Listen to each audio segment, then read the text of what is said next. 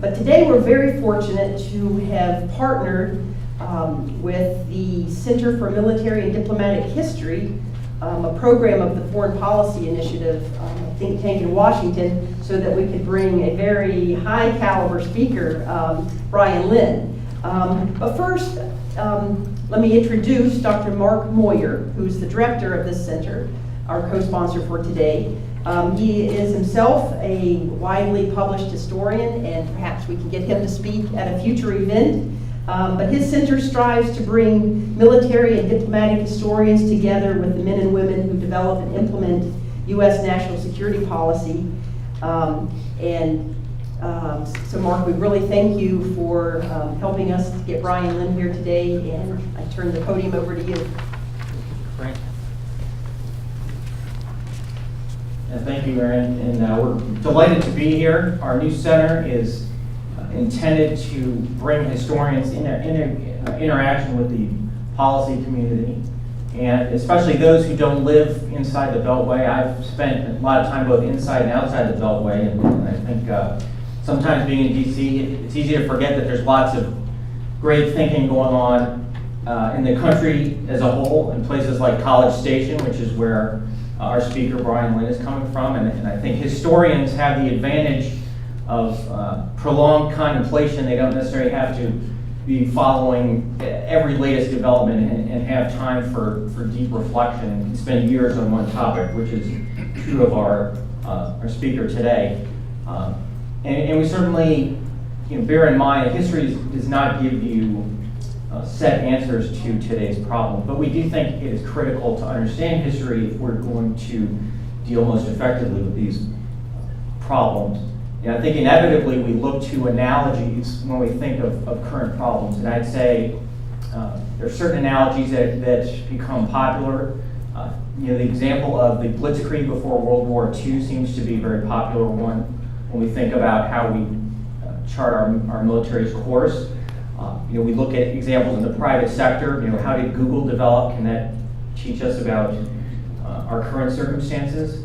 I think Brian Linn in his new book makes a very compelling case that we should actually be paying attention to the 1950s and military planning that went on during that period, because it bears a lot of resemblance to our current situation, and we have a good deal to learn from that. So I think hopefully through our discussion today, you will ask some new questions, you'll reconsider some assumptions, you maybe realize that some things that we thought were bright new ideas actually have been around for a long time, and hopefully this will help stimulate some further thinking. I would certainly encourage you to read the book, which goes into even further detail on it. I'd like to provide just a little bit of background on our speaker, Dr. Linn, who's the Ralph R. Thomas Professor in Liberal Arts at Texas A&M University. He received his BA from the University of Hawaii and his MA and PhD from the Ohio State University. A lot of you probably know him from his service as the president of the Society for Military History. He's received a Guggenheim Fellowship, a Woodrow Wilson Fellowship, and an Olin Fellowship.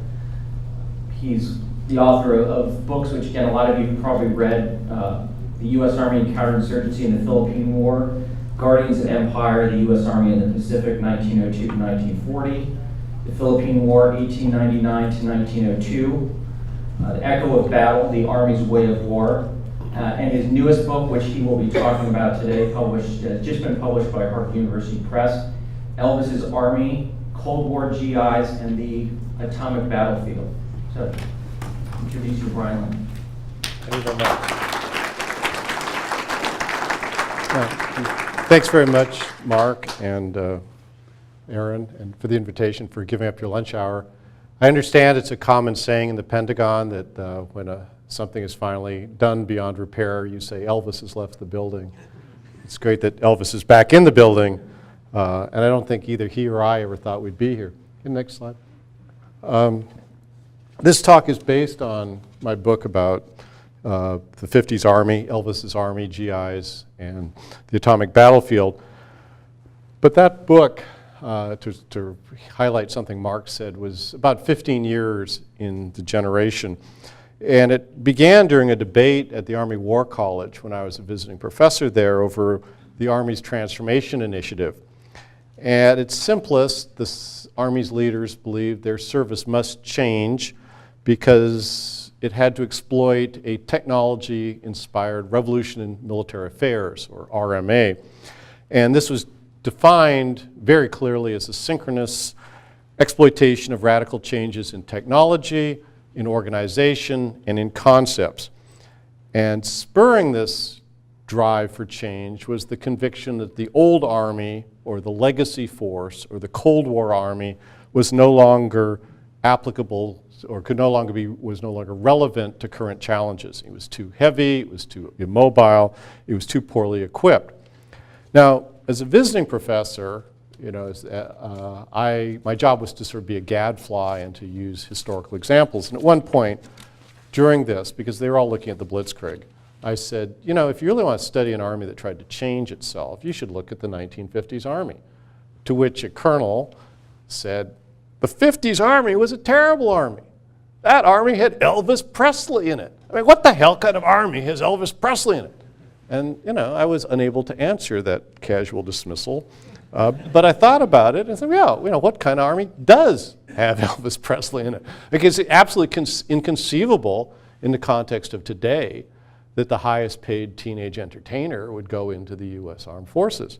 So I started thinking about that, and as I began to do research, I began to understand that Elvis was, in fact, a gateway to look at transformation in the 1950s and to look at what happens to an organization that actually does try, not just says it's going to try, but actually does try to radically change its organizations, its concepts, and, in fact, its equipment to fight a brand new type of war.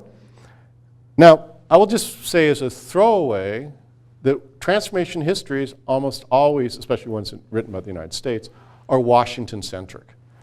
They focus on policy, they focus on legislation, they focus on a particular weapon system, they highlight the key players, you know, the assistant secretaries of the Navy, the, you know, secretaries of the Army, the secretaries of Defense, and chiefs of staff, and so forth.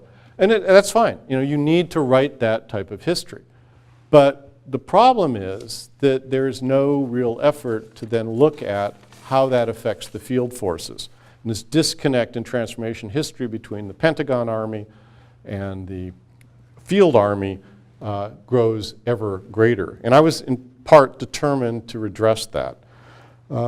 Because I think if Elvis's army makes a contribution to transformation history, it's putting together the mountains of mundane data that have, and there is a lot of mundane data in Elvis's precedent, lots of it, that deal with what actually happens when you try and transform a force. Not just developing and thinking of new weapons, but maintaining them. Not just developing doctrine, but actually having to test it in the field, and what that has to do with having to build military bases and have to do exercises and all the things that go into the complicated things of actually testing doctrine. Not just training statistics and effectiveness statistics, but actually how true they really are, going down onto the battalion level and seeing what's actually going on. And not just little squares on the organizational charts, but the people, how you acquire, how you train, how you educate, how you retain the people in a transforming force. And that's really what I was looking at in this book. Now, I just want to say as a disclaimer, you know, that I've spent over 30 years studying as a military historian, predominantly studying the U.S. Army, and I have a great deal of respect for it. I also have the great deal of respect for the generation that Elvis was in, which is largely the forgotten army, and no one knows very much about them. But these people worked and served served the nation at a time when nuclear annihilation was literally just a shot away. I mean, if the wars had gone on, the losses would have been absolutely cataclysmic. And they didn't talk a lot about being heroes, and they didn't think they were heroes. They just did their time. Good, the next one. Now, if you've been to the great city of Glasgow, this is probably your image, and probably anyone under 50's image of Elvis Presley. You know, this is a jumpsuited, obese egomaniac, symbolizes the worst excesses of American society. You know, what what can this travesty teach us about the armed forces and about transformation? Well, Elvis joined an army that proclaimed it was in the middle of a revolution in military affairs. It was transforming itself from the heavy, ponderous conscript force that had fought World War II into a mobile, deployable, high-tech organization able to go anywhere and defeat any opponent. And the speaker, the person who proclaimed this transformation, was William Childs Westmoreland. He proclaimed this right about the time that Elvis was coming into the Army, 1958. So Elvis joins a transforming army. And this revolutionary vision, this new model army, is the army that Elvis joined and that Elvis was to be a part of. Okay? Now, why this transformation? As was true with the Army transformation programs I witnessed in the 1990s, much of the 1950s impetus for change was driven by a perception that the Army had to either adapt or die. Now, both politicians and the public in the post-Hiroshima era believed that the atomic bomb had provided the solution for the nation's defense. For the Army, that was a disaster. And when former Army General and now President of the United States, Dwight D. Eisenhower, in 1952, declared the new look, the results were catastrophic. Eisenhower declared the United States would fight no more Koreas, by which he meant limited conflicts against Soviet surrogates. Instead, in the event of an undeclared or undetermined Soviet provocation, the United States would unleash the full power of its nuclear arsenal in a campaign of massive retaliation. And to do this, he built up the nation's strategic nuclear forces. The Air Force was the great beneficiary of that. The B-52 Strategic Air Command became the symbols of American might. The Navy, once it developed Polaris, also became that. But what about the Army? Well, to fund this nuclear buildup, Eisenhower slashed personnel almost by half. He cut funding and in all other ways indicated that in his mind the Army's primary job was probably policing the American public after a nuclear attack. So you have Steve Canyon, bomber B-52, Jimmy Stewart, and what's the Army? Beetle Bailey sleeping away, waiting for Sergeant Snorkel. Okay, next slide. Now, this was an impossible scenario for the United States Army to accept. It viewed the predominance of the Navy and the Air Force and the new look as existential threats, and with good reason.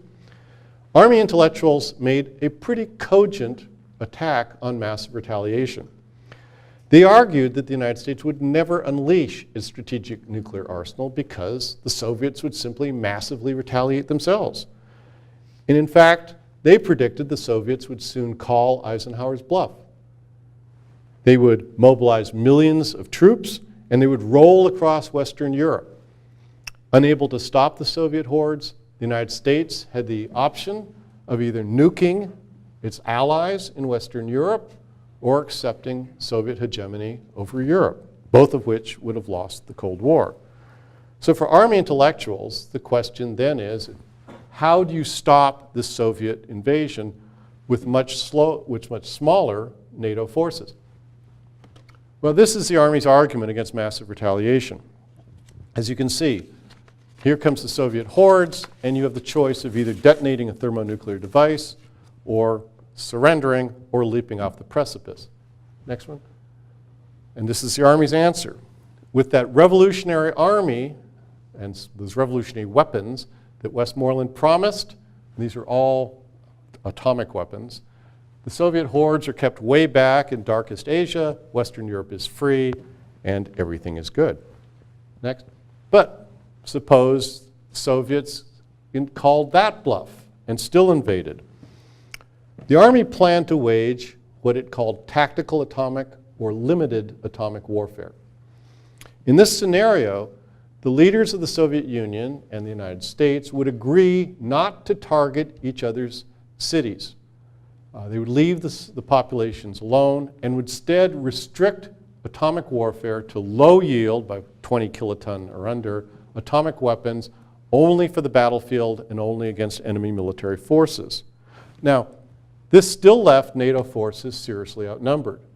So the Army developed a doctrine that emphasized highly mobile, long-ranged, dispersed forces maneuvering out of the way of Soviet mass formations, quickly striking them with tactical atomic weapons, concentrating to wipe out what was left, and then dispersing again to avoid an atomic counterstroke. Next slide.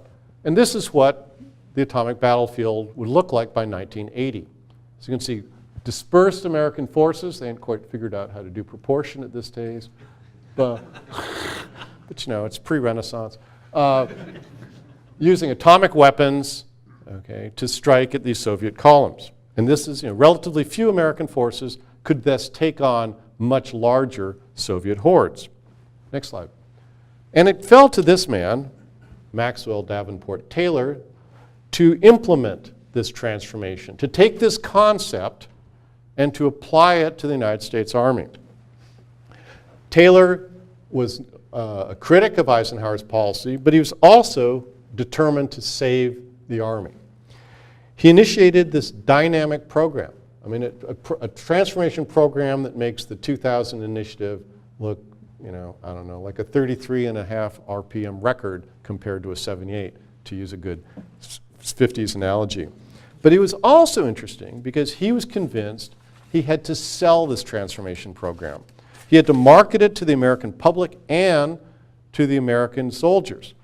Because if he convinced the American public that the Army was a modern, efficient, and effective force, then he could convince them that they could fight an atomic war without nuclear annihilation.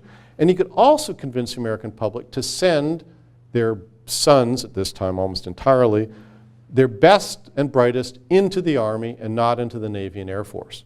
And with that skilled labor force, you could then fight this type of war. Next slide.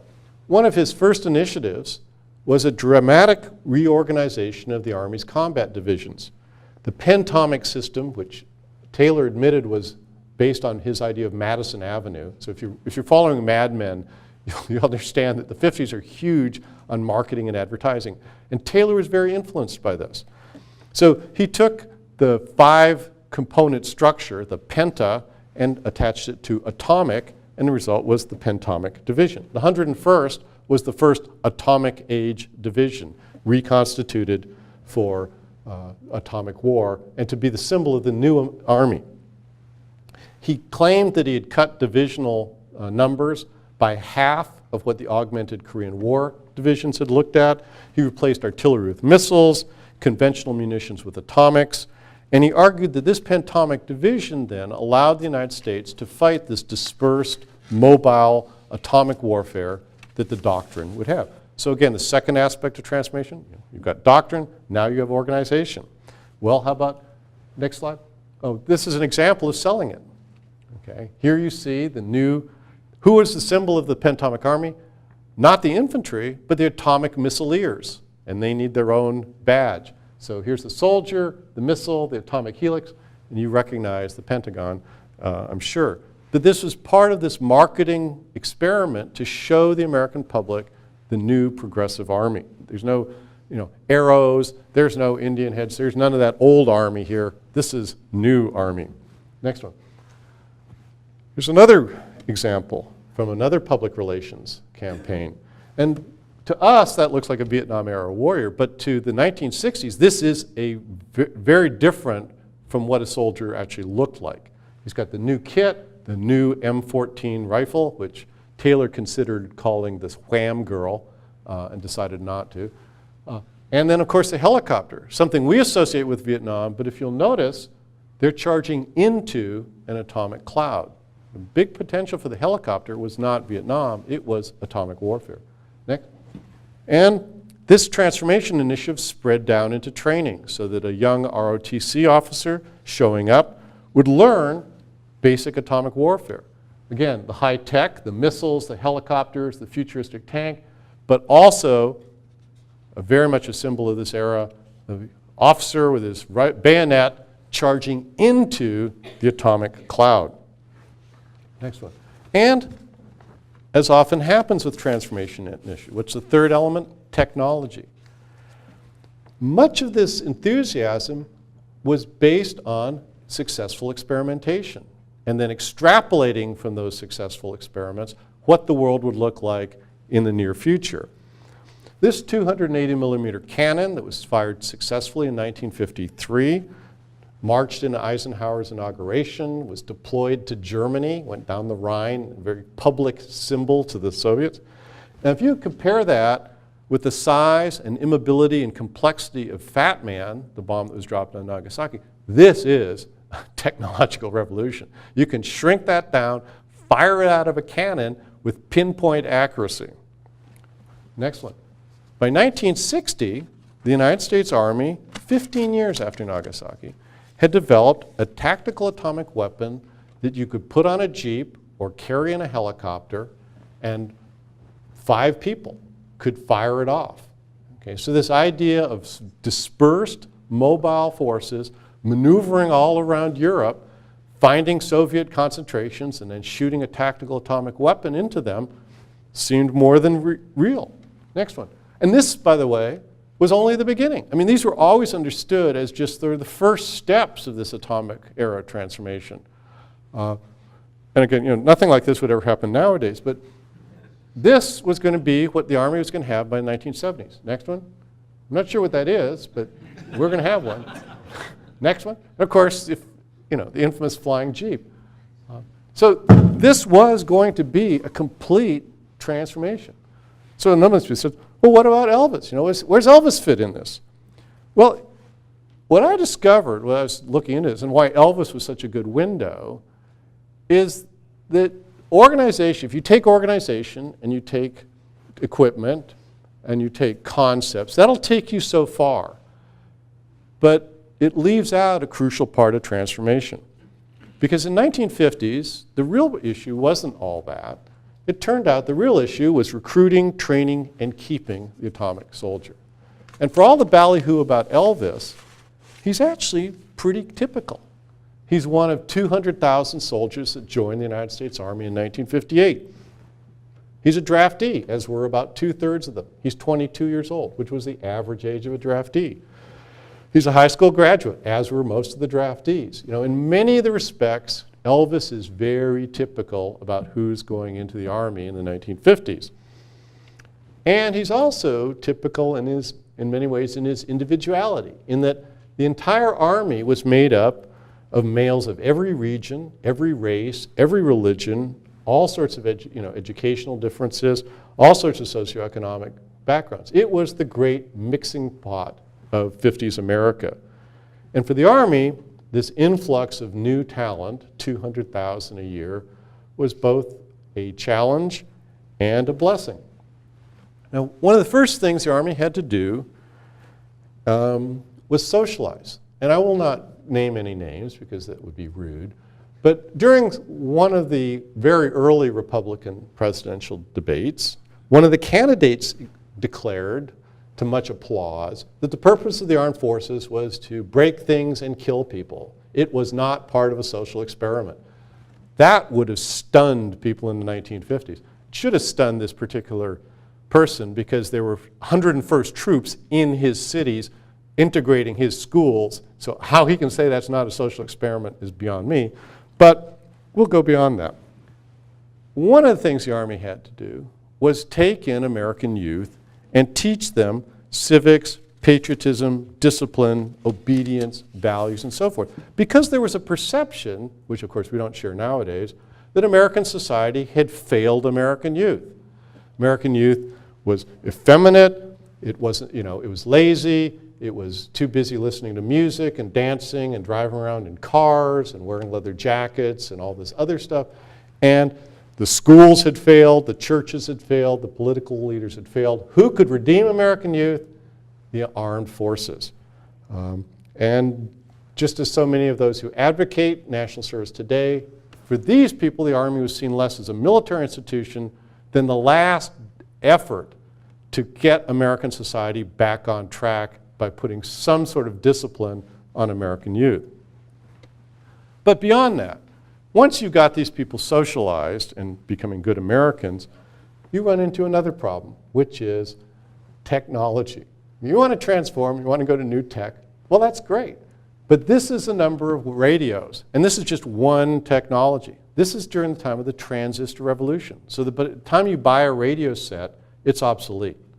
Okay? If you look at that, it's a basic problem. But if you're going to conduct atomic warfare, you need radios because you need to know where everybody is before you touch off your Davy Crockett or shoot Honest John.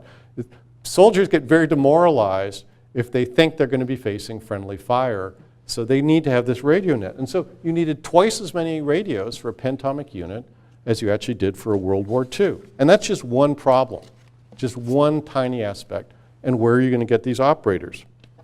Next one. That's what a radio net looks like for a small part of a pentomic unit.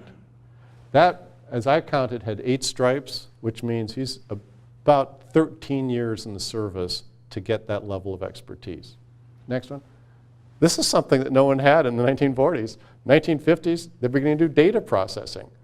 Again, a totally unforeseen skill that it turned out when you're doing a lot of people coming in, going out, and trying to do fire control and all sorts of complicated things. And fire control is very important in atomic war. You have to have this whole new skill set that we now associate with computers, but at the time it was a radical step and completely unforeseen. If you start doing atomic war in 1950, these people better be there by 1951. And it turns out you didn't even know you needed them. Okay, next line. Well, where was the Army going to get these people? They recognized that the transforming Army could not be filled with the same marginal men who had served in the United States Army for the last 150 years. The from here to eternity Army could not be resuscitated. The U.S. Army in the past, to be blunt, was filled with people that were barely literate, had few technical skills, and were not under strict military discipline and were prone to misbehavior. 50s officers recognized that the atomic army required educated, innovative, and motivated soldiers with very high skills to do things like fix a radio net, use a computer, handle an electronic guidance system for a rocket, or simply do the paperwork that this enormous organization required. This recruiting poster shows on the right, or my right, your left, a young man who is part of a Nike system. Notice enlist for electronics. Now, if you're in Washington, you'll know there's Nike systems. We're all over this great city. It was a missile system that was designed to shoot down what turned out to be a problematical threat of Soviet bombers. By the time it was developed, the Soviets had gone to ICBMs, but let's not go there. What's also interesting is recruiting literature. Why would a high school person join the United States Army? Not, okay, to jump out of an airplane, but because there's 150 technical courses. And so the Army marketed itself to high school people as a way to earn a job. Next slide. But who did the Army actually get?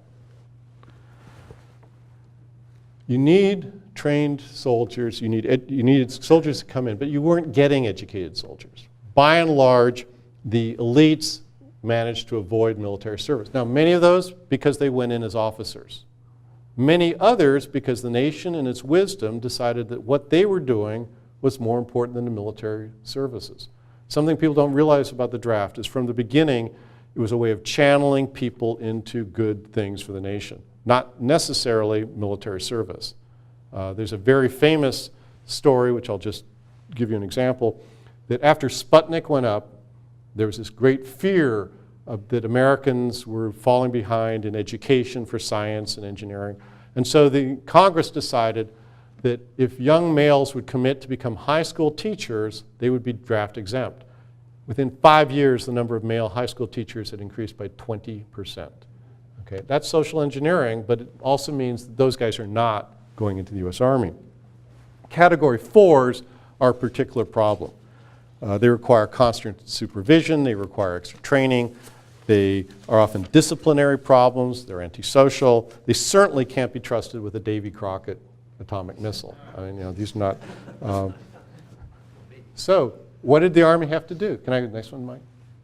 Well, the Army became the school of the nation. I mean, this is part of the Army's contract with the American public, that if you give us your young males, we will in turn make them better. And these are impressive.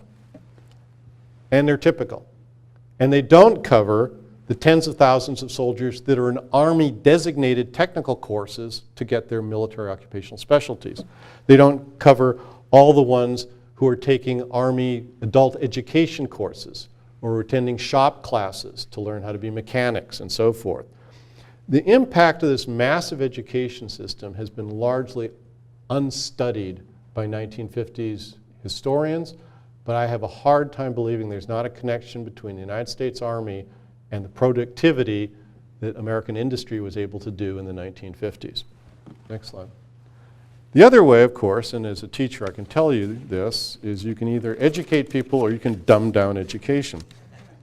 And one solution to this was Connie Rod on PS Magazine. Connie Rod was extremely popular. There were pinups of her all over the shop people actually read her. But you have to wonder about the implications of an atomic era army that's teaching its technical skills by way of comic. And we'll just sort of let it go with that. Next. Now, much of this essential specialist training, I mean, for the people that you really need, the controllers for a Nike guidance system, the people on that radio net, the people on that atomic weapons, it often took almost a year to train people. But the average draftee had a 2-year enlistment, which meant by the time you trained him, you were lucky to get a year's worth of service. And the average for a draftee was 17 months of service. One study found that in most technical positions, the Army got the same level of effective performance from one 3-year enlistee as it did from 4 2-year draftees. Beyond that, the annual effort to educate those people, to put tens of thousands of people through basic education and then technical education for their MOS, stripped the Army, especially in the continental United States, of almost any ability to train. You had a hollow force in the United States that was primarily engaged in training and educating. Now, the obvious solution is to transform into an all-volunteer force. And I would point out that this was always the goal. The draft was seen by both Congress and by the Army as a temporary solution. It was never intended as a sort of permanent way to go. And Congress would vote on it every year, and increasingly in the 1960s was moving towards an all-volunteer. In 1964, Barry Goldwater actually raised an all-volunteer military force. But to encourage enlistments, there were 2 motivations. And the primary motivation for enlistment was always, and this is true of all the armed forces, avoiding the draft. So you take away the draft and you remove the primary motive for why people would go into any of the armed forces. And then for the Army, it was technical education. But if you put all your technical specialists, and you have to promise people who are enlisting technical skills, you leave the unskilled positions for draftees. And the most unskilled positions tend to be truck drivers and infantry. And so the rear areas became filled up with regulars, lifers, who were in administration and technical and so forth. And out in the front lines, in the combat units, you were filled with marginals and draftees. And that was an issue long before Vietnam made it popular. The other problem with the draft and with the all-volunteer Army is simply retention. Okay? And by the way, you can do the same thing for junior officers as you're doing for enlisted here. I mean, junior officer retention was abysmal. As you can see, you have very heavy, once you had someone enlist for at least 2 times, they were likely to be career people, and their enlistment rates was always high, in the 80%. But your first term technical, the crucial people that you had trained, you had to retain about 1/3 to keep that going. If you 3-year volunteers, you figure you retain about 1/3. They never came close to 1/3, and in key things like electronics, never even came close to 1/2 of 1/3. So at the same time the Army is training all these people, it's hemorrhaging all the high-quality people. Well, who's staying in the Army? Food service, truck drivers, assistant mechanics, all the people that essentially the draftees could do that work.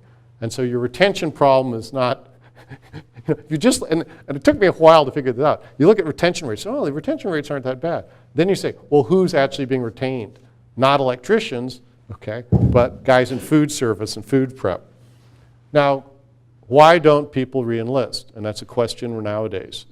And there's some obvious answers. Next one. You know, momism. American society's decadent, you know, they can't stand the discipline, they can't stand the, but no, when soldiers didn't re-enlist, it wasn't for military reasons. It wasn't for bad pay, it wasn't because they were in danger, it wasn't because of anything like that. It was because bad leadership. 55% described a culture where they had bad leadership, and that's why they were leaving, including many people who wanted to stay.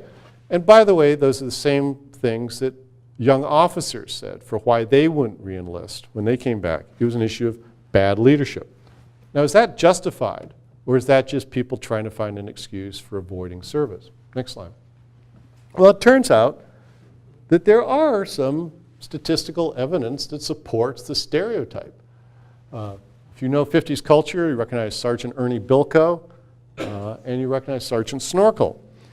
But the non-commissioned officer grades comprised half the Category 4 soldiers in the United States Army by about 1957. Obviously, you can't transform an army with people that are functionally illiterate. They couldn't function effectively in combat units. So where did you put them? Well, in supply, in cooking, and interestingly enough, taking care of draftees doing meaningless jobs, which perpetuated the problem of why draftees don't re-enlist, is that this is what they see. And in fact, if you talk to people, this is often what they describe. Next slide. So, what does this actually look like? And in the book, I talk a lot more about this. I've got chapters on maintenance and chapters on what it's like in the field. But what the Transformation Army succeeded in doing was creating almost a perfect firestorm of dumping new concepts, new equipment, and a new organization on a transitory workforce that was already hemorrhaging its best and brightest. And this is just one tiny little battalion. But I think it tells us a lot more about what's going on in transformation than Maxwell Davenport Taylor's 1957 report on the state of the Army. And you can see, this is a unit that essentially can't really function as a combat force. It's not given the chance to function as a combat force. Okay? It's got all this equipment, most of which is obsolete, World War II stuff, and it doesn't have the personnel to maintain it. When it gets skilled labor, they're taken away from it. It's got second lieutenants running essentially what senior captains or majors. Those second lieutenants, by the way, are 2-year ROTC people. They've barely shown up. Oh yeah, and now you're doing a major's job. And don't you want to re-enlist? I don't think so, Jack. So this is what the 50s transformation looks like. And I would argue you can't study transformation if you don't have this type of snapshot of what it's going on in the field. Next slide. So, getting back to Elvis, where does he fit in on this? This is the Army that he joins. Okay. And I think these before and after slides reveal. The central one is 24th March 1958 when Elvis Presley is sworn into the United States Army.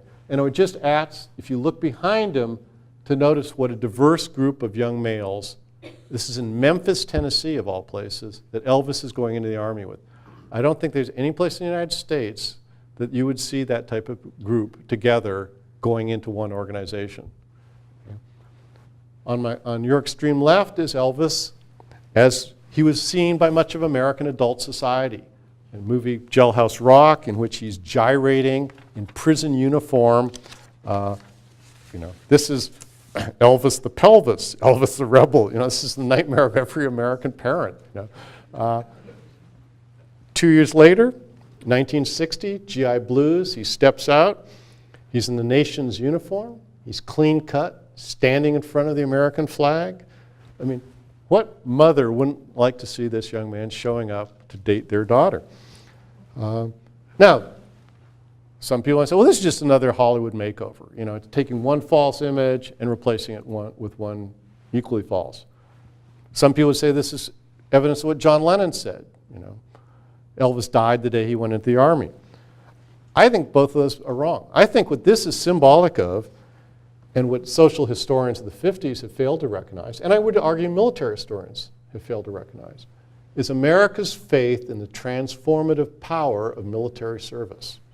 You know, Americans still believe that military service somehow turns rebellious young males, particularly, and now probably rebellious young females, into decent American citizens.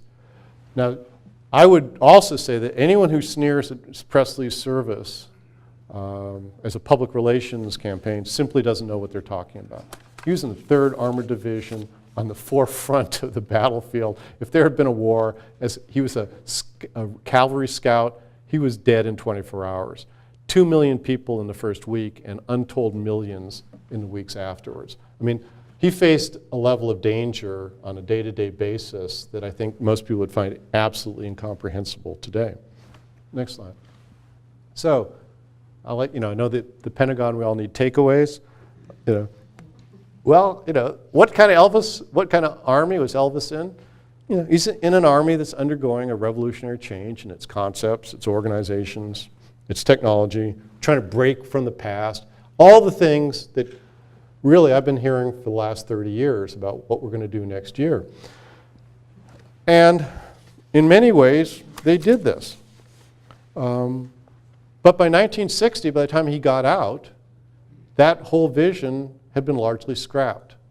A new vision is being implemented, an equal transformation of getting back to conventional war.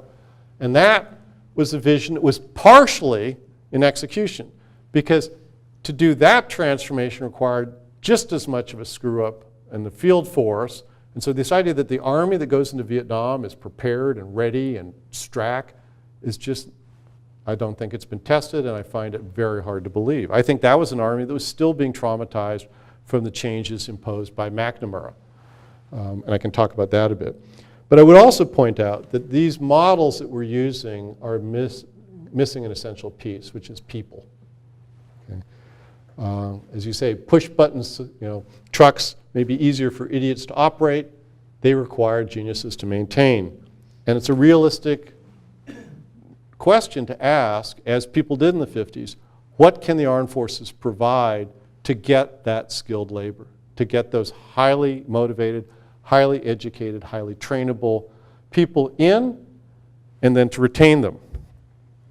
And the third thing I'd say is we have to keep in mind is simply because senior leaders declare that transformation is upon us, the transformation train is leaving, doesn't mean it's actually going to happen. You know, armies can obey, but they may not comply. And they may not comply just because they're a bunch of conservatives and traditionalists who want to go back to polo and cavalry horses. It may be because they really do want to comply, but they're facing the day-to-day mundane problems of how to do their maintenance, how to do their training, how to do their post-beautification, what the individual whims are. All these things get in the way, and I think we need to look at that as well. My final thing for all the historians, I think the other thing we're missing is that 50s military service was probably the crucial defining thing for American teenage culture. You know, we all think that that's a product of, you know, music and so forth, but if you check the music, there's lots of references to the 50s. And what was the one thing that American youth faced that no other American generation had faced? The looming threat of the peacetime draft. And I don't think it's any surprise that when the 60s people go out in the streets, it's to protest not only the Vietnam War, but to protest selective service. And we'll talk about that later if you want. But thank you very much.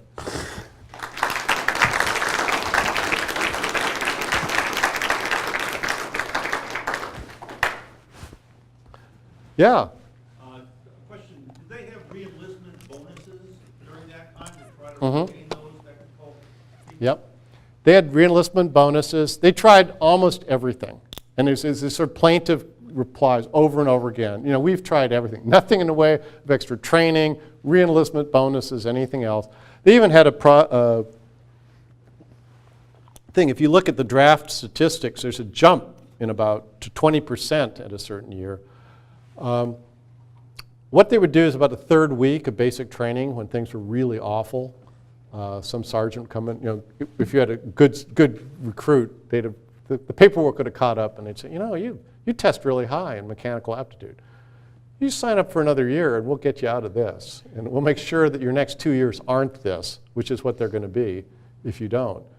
And people, and a lot of those volunteering statistics actually reflect draftees who were convinced to volunteer in the next 3 years.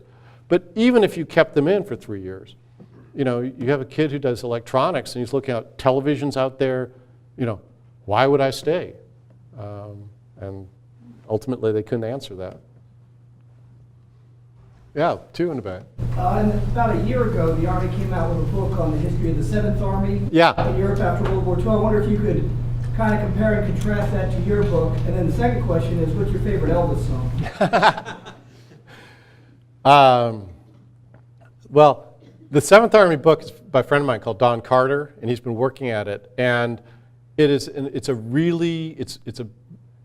unique in its attempt to study how the 7th Army shifts from this occupation force to the force that it became of sort of defending Western Europe. But the questions he was asking were how that happened. Okay, so he's much more interested in organizational history. I went in with a very different question, you know, what the hell kind of army did Elvis serve in? And so with history, a lot of times the question that you ask drives what you're looking at. Because of what I was looking at, I was free to look at things that were outside of Europe, to look at the continental United States, to incorporate a lot more popular culture. So I think they're two good books, and I think they're answering two different questions. As far as Elvis Presley, you know, it's really hard. I mean, you can still put on, you know, All Shook Up or something, but if you put on Hound Dog, it's really hard not to be bouncing around after about, and it just grabs you. It just, you know, it's like, I mean, I don't think it's as good as I Can't Get No Satisfaction, but in terms of music that you could put on for a 4-year-old today and have them bouncing around the room, that still holds up. Yeah. In the Echo of Battles, you talked about 3 groups or schools. Mm-hmm. So which school or groups dominated the Transformational Army of the 50s? Well, in terms of Maxwell Taylor, he's definitely the managers. You know, this idea that this is a process, that you can put these all together, and his management of public relations. By the way, I didn't think I would do this. I have a whole chapter on public relations, because it turns out in the 50s, this is huge. But his willingness to sort of manipulate the narrative, to crush dissent, because people do oppose the Pentomic Army for very good reasons. He is the managerial general person, you know, and I think even in his vision of war is a management problem. If you read his 2 books, humans aren't really part of that. It's all just, we need to just organize the process correctly, and everything will work out. And then. Do you have any sense of how the retention rates in the Army compared with the other 2 services? And if you do, the leadership aspect, like did the Navy and the Air Force reflect a higher estimate of the leadership from the survey respondents? Or I'm not sure if you looked at the retention. Well, in 1957, I believe, Eisenhower's so concerned about this, he forms a committee called the Coordinator Committee. And they speak about a crisis throughout the armed forces on retention. That not enough good people are going in, and not enough good people are staying in. And so it is, and in fact there is I can't remember, but it's either in Saturday Evening Post or Collier's, a whole expose on the crisis of retention that appears at the same time using that dialect. So it focuses on the Army because the Army had just been hit with the news that out of their top 10 West Point graduates, something like 40% had resigned their commissions. So it features that, but it was throughout the services. So yeah, this is a service-wide crisis. And the other services were very aware that the only reason they were getting good people to begin with was because of the draft. I mean, they could not have supported their volunteer forces without the draft. Yeah, in the back. Some say the very best in America serve in uniform today. That's only about 1% of the population. The other 99%, it said, is disconnected. Don't know what it was like at Elvis's time. Maybe you can talk about that. But my bullseye question, sir, is why do we have such a disconnect between the U.S. military and 99% of the American public? That's a very good question. I mean, now historically, that was a disconnect. I mean, I've got someone saying in 1922, an officer says, the average American, unless he lives next to a military post, will probably meet less than a dozen soldiers in his entire life.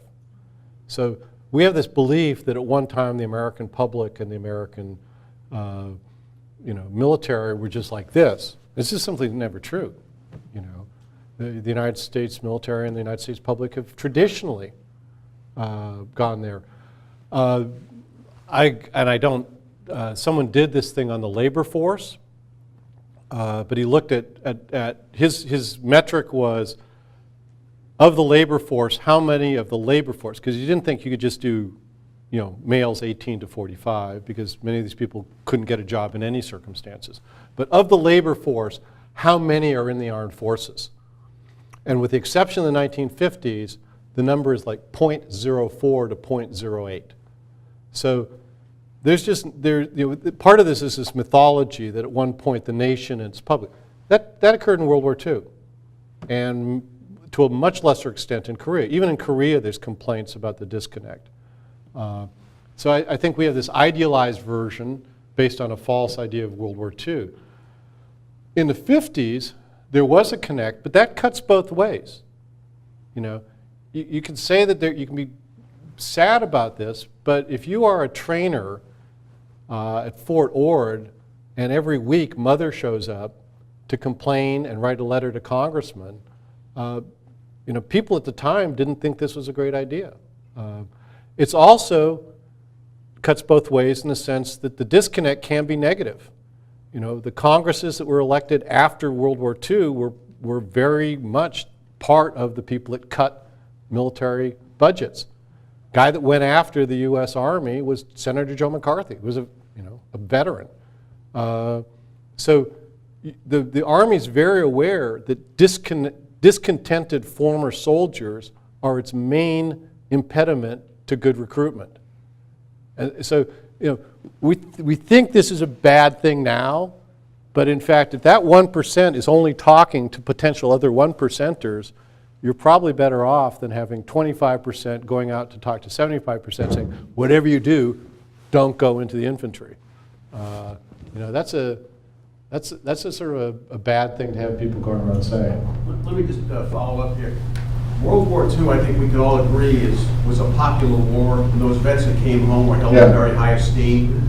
Right now, we're probably considered to be in an unpopular war, but the individual service members are held in high esteem. Right. And just as a PS, in the late 40s, early 50s, mid-50s, the Army football team was top rated. Blanchard, Davis, Pete Dawkins, people like that. And when you talked about college football, you talked about West Point. Okay, well, the only time the West Point ever won, can you go back one, I think? Or the one before? One more. No, all right, we don't have, I had this quote that just, you can go through now. The only time the Army ever won a national championship was in 1944 and 45 when they had, all the other services were draft ravaged. And they did it with people like Barney Poole, who had played for Alabama and then transferred to the military academy. And 20% of that class resigned without ever taking a commission. West Point's reputation in World War II was as a place for draft dodgers. And that, that is where people, and in fact, there's even a survey, one of these West Pointers says, This is a place for people who either were trying to stay away from the front or who was getting out of the front.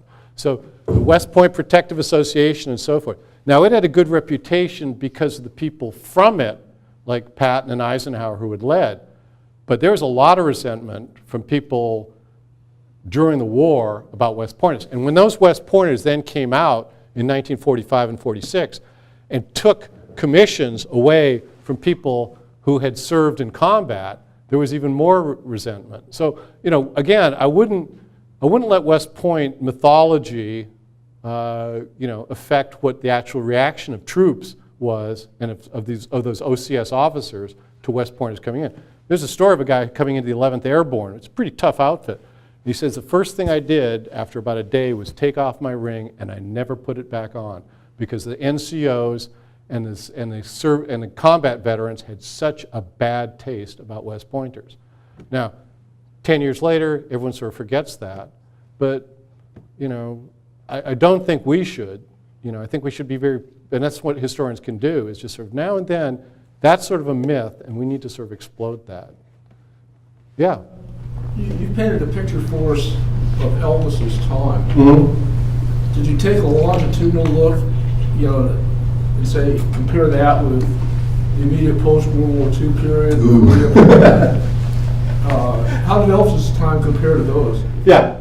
In the book, that's what I had to do. I mean, I had to start the book at the end of World War II because I had to sort of puncture this greatest generation mythology and show that for the Army, the Army disintegrates after World War II. And so I had to sort of establish that the base was so bad by Korea that they had to change.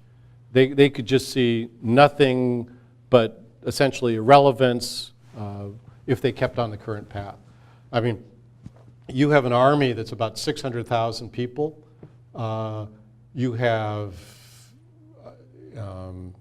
the people going in are awful. One replacement group for the people out in the 8th Army in Japan, 97% are in those two bottom lower mental categories. That army was just awful. It surprisingly did pretty well considering the circumstances that they faced. But Truman essentially gutted the army. And so they really, the period from 46 to 50 is terrible. And then Korea, they don't come away feeling that that's a very good war either. So you have to sort of begin, I think, transformation, whether it's a victory or defeat, from feeling that you've hit bottom and you have to sort of do something radical to change. I don't think organizations do it otherwise. And it was, the first two chapters are just, that's really how bad it was. And that's why Atomic War is so attractive. Because it promises not only to challenge the other services, but to provide a new identity, a new mission for the Army. So if you had to graph quality indicators over a period of years, they'd essentially be kind of flat and low over a protracted period of time? Yeah, I think one thing with the draft is you got some really good people. This guy was telling me, he was a clerk typist, and he roomed in a trailer with 3 other people, all of whom were E4s, corporals. All 3 of them had graduate degrees in finance. And that was the financial office at Fort Huachuca. Now, you just don't get that, Or, to get back to football players, Willie Mays, Ernie Banks, were playing for the Army. You had all this talent coming in that was incredible. Elvis, as I say, is typical, but you might have some Ivy League kid, and you could have him do all your paperwork. And so that's why it's such an interesting organization. You had incredibly talented people in there. You asked a quality control. Guy that said that one person who had been in World War II and in Vietnam later on says the people that he got in the 1951 and 52 draft were the best soldiers he had. They were, they were well motivated, they were educated. So, a lot of it has to do with your individual unit. But on the whole institution, you have these substantial problems. It's like it's like a softball team. You can't hide 30% of your bad players. You could hide one player, but you can't hide, if 30% are category 4, you just can't hide that many marginal people. One more question. Yeah. So we have similar charts for today. To compare that chart to today, I'm assuming that we don't have as many group 4s. No. And I'm assuming we have a lot more college degrees. And I'm assuming we get a lot more pay, a lot more benefits, pensions, MWR, all that. Right. And so that's all correct. Well, what's funny is that a lot of that data is not, you can't access it. I mean, the Army was a lot more honest in the 50s about command climate surveys. They publicized it. I haven't seen a whole lot of surveys of the enlisted men and what they think of their leadership. The fact that I could get that data, I had to dig a lot, but I could find it. I don't think I'd necessarily be able to find it today. I don't know if it'd be any better. It should. All the officers say, "Oh yes, of course it's much better," but I'm not sure it is. So yeah, you got higher pay, and so forth. The question is, what are the retention rates? And the fact is, the civilian world has better educated now. In civilian, there's not blue. When I was growing up, I worked blue collar. I had a union card. I was in the laborers union. Those jobs don't exist anymore. Okay, so you're competing now, just like the 50s were, for a different demographic, but it's the same demographic that industry is competing for as well. And that's the risk of going high tech, is you're competing with everyone else who's high tech right now. I don't know if it's any better. And Aaron's telling me it's time to go, so I'll get out of here. Please join me in thanking Brian for